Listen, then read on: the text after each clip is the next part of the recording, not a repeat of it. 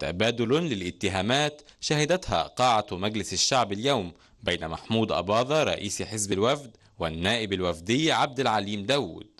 بدأت المشادة الكلامية بين النائبين بعد أن قدم أباظة إلى السيد فتحي سرور رئيس مجلس الشعب خطابا يفيد بقرار الهيئة العليا للحزب بوقف عضوية النائب عبد العليم داود من تشكيلات الحزب الوفد كافة، وإحالته إلى التحقيق بسبب ما اعتبره أباظة مخالفا لمبادئ الحزب، على إثر تصريحات عبد العليم داود التي اتهم فيها محمود أباظة بالعمالة للحزب الوطني وتلقي أموال من الخارج.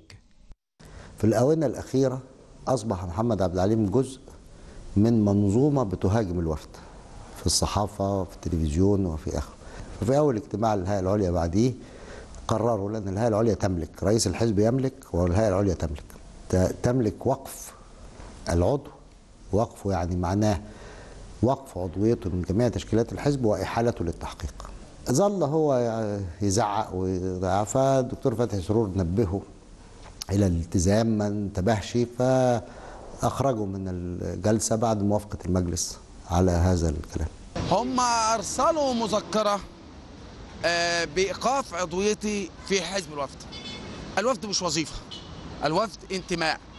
محمد عبد العليم داود جاء من كل الناس. كنت مصر على أني أؤكد أن محمود أباظة لا يمثلني تماما.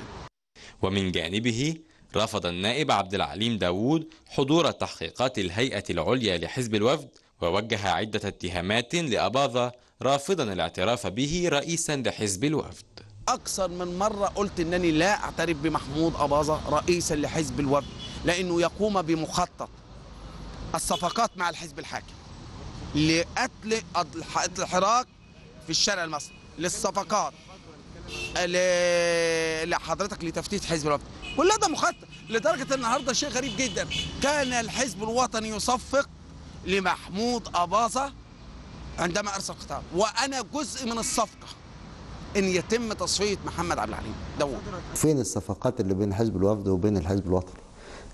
لا، الحزب الوطني نفاها والوفد نفاها. وبعدين أي صفقات؟ احنا عندنا حزب عمره 90 سنة له مؤسسات، وكل من في الوفد يعرف ومحمد عبد العليم أولهم. حزب الوفد يرفض تماما تلويث أعضائه بالمال الخارجي.